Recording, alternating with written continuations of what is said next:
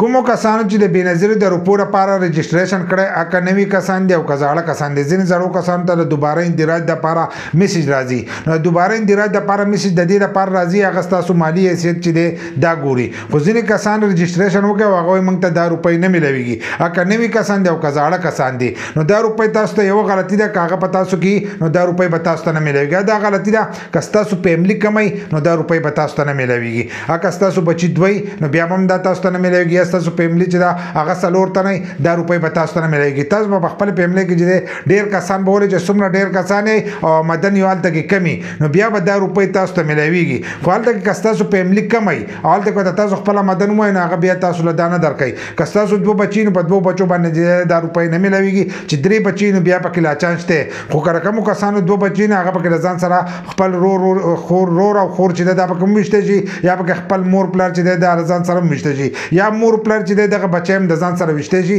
نو بیا به د هغې سره ستاسو فیملي چې دی لږه غټه به او تاسو ته به لږ چانس چې دی هغه به دې کې میلاویده شي نو هر کله چې تاسو رجسټریشن له ځئ نو لاول دا سوچ کوئ چې خپله فیملي چې دی هغه پکې مکمل لیکئ ځکه که دغه پکې تاسو کم ولیکله نو تاسو ته به هم دا روپۍ چې دي دا به نه میلاویږي لکه به څلور تنه چې دی خو بیخي نه میلاویږي که له څلورو تنو نه لږ څه وایي نو بیا پکې لا لږ ډېر چانس دی چې بیا تاسو ته دغه روپۍ چې دي دا میلاو شي